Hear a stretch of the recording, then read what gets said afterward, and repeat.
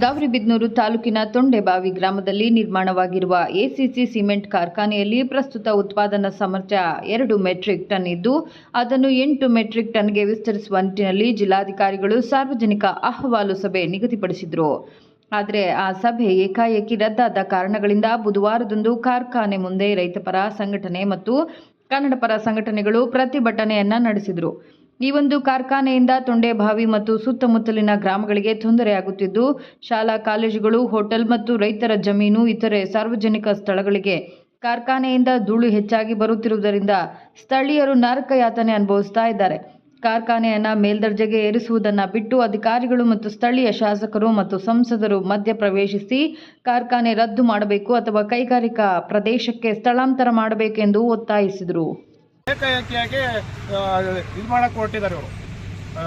ಮುಂದಕ್ಕೆ ಹಾಕಕ್ಕೆ ಇನ್ನೂ ಜಾಸ್ತಿ ಮಾಡಬೇಕು ಅಂತ 2 ಮೆಟ್ರಿಕ್ ಟನ್ ಇರೋದನ್ನು 8 ಮಾಡಿದ್ರೆ ಇಲ್ಲಿ ಜನ ಎಲ್ಲಿ ಇವಾಗ ಬದುಕಾಗ್ತಾ ಇಲ್ಲ. ಮತ್ತೆ ಎಲ್ಲಿ ಬದುಕಾಗುತ್ತೆ 8 ಮೆಟ್ರಿಕ್ ಟನ್ ಮಾಡಿದ್ರೆ ಇವರು. ಇದರಿಂದ ಇದು ಕಾರ್ಖಾನೆ ಮುಚ್ಚೋದೇ ಒಳ್ಳೆಯದು ಅಂತೇಳಿ ನಮ್ಮ ಕರ್ನಾಟಕ ರಕ್ಷಣಾ ವೇದಿಕೆ ಕಡೆಯಿಂದ ನಾವು ಒತ್ತಾಯಪೂರ್ವಕ ಮಾಡ್ತೀವಿ.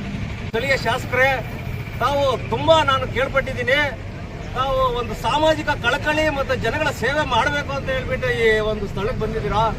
ನೋಡಿ, ನಮ್ಮ ಕಷ್ಟನ ನೋಡಿ, ಇಲ್ಲಿನ ಜನಗಳ ಸಮಸ್ಯೆನ ಆಲಿಸಿ ಆದಷ್ಟು ತಾವು ಮಾಡ್ತೀರಾ ಅಂತ ಹೇಳ್ಬಿಟ್ಟು ನಮಗೆ ತುಂಬಾ ನಂಬಿಕೆ ಇದೆ.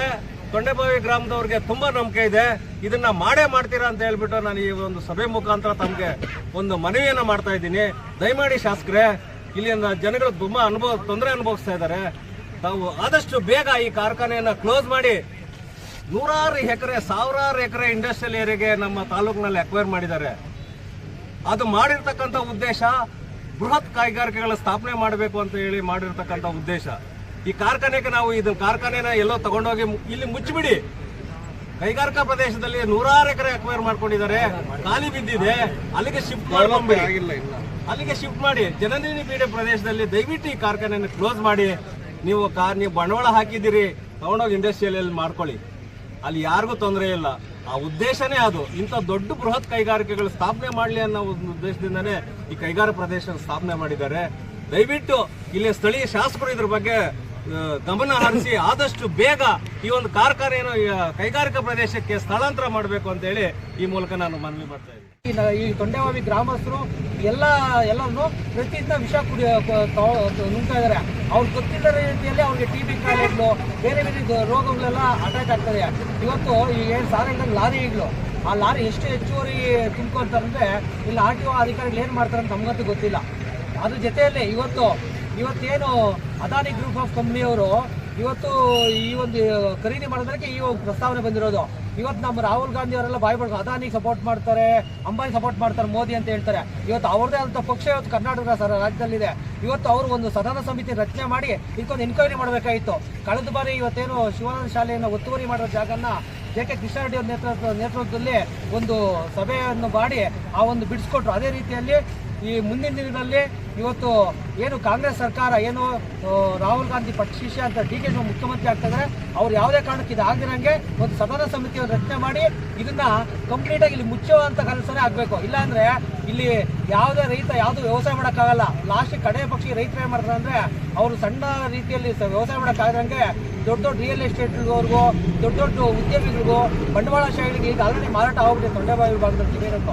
ಇನ್ನು ಉಳಿಕೆ ಇರೋದು ಸಹ ಎಲ್ಲ ಮಾರಾಟ ಮಾಡಿಕೊಂಡು ಅದೇ ಜನ ಇವತ್ತೆಲ್ಲ ಕೆಲಸಕ್ಕೆ ಹೋಗ್ತಾ ಇದ್ದಾರೆ. ಆ ಒಂದು ಕೆಲಸಕ್ಕೆ ಹೋಗೋ ಪರಿಸ್ಥಿತಿ ನಿರ್ಮಾಣ ಇದೆ. ಸ್ಥಳೀಯವಾದ ಉದ್ಯೋಗ ಅಂತೂ ಇಲ್ಲಿ ಯಾರು ಸ್ಥಳೀಯ ಸಿಗ್ತಾನೆ ಇಲ್ಲ. ಎಲ್ಲ ನಾರ್ತ್ ಇಂಡಿಯನ್ಸ್ ಇದ್ದಾರೆ. ಯಾಕಂದ್ರೆ ಅಲ್ಲಿ ನಾವು ಕೆಲಸ ಮಾಡಕ್ಕೆ ಹೋದ್ರೂ ಅವ್ರನ್ನ ನೋಡುವಂಥ ರೀತಿನೇ ಬೇರೆ ಥರ ಇರುತ್ತೆ ಅಂತ ಈ ಫ್ಯಾಕ್ಟ್ರಿ ಇದೆ. ಕರ್ನಾಟಕ ರಾಜ್ಯ ರೈತ ಸಂಘ ಹಾಗೂ ಹಸಿರು ಸೇನೆ ಹಾಗೆ ಕರ್ನಾಟಕ ರಕ್ಷಣಾ ವೇದಿಕೆ ಕಡೆಯಿಂದ ಎರಡರಿಂದಲೂ ಈಗ ನಮಗೇನು 2 ಮೆಟ್ರಿಕ್ ಟನ್ನಿಂದ 8 ಮೆಟ್ರಿಕ್ ಟನ್ನಿಗೆ ಹೆಚ್ಚಿಸ್ತಿರ್ತಕ್ಕಂಥದ್ದನ್ನು, ಅದರಲ್ಲೂ ಎನ್ವಿರಾನ್ಮೆಂಟಲ್ ಇಂಪ್ಯಾಕ್ಟ್ ಅಸೆಸ್ಮೆಂಟ್ನ ಒಂದು ಭಾಗವಾಗಿ ಪಬ್ಲಿಕ್ ಹಿಯರಿಂಗ್ ಮಾಡ್ತಕ್ಕಂಥ ವಿಚಾರವಾಗಿ ನೀವು ಸ್ಟ್ರೈಕ್ಸ್ನ ಮಾಡ್ತಿದ್ದೀರ. ಆ ವಿಚಾರವನ್ನು ನಾವು DC ಸರ್ ಗಮನಕ್ಕೆ ತರ್ತೀನಿ. ತದನಂತರ ಅದು ಸರ್ಕಾರಕ್ಕೆ ಗಮನಕ್ಕೆ ತರೋದನ್ನು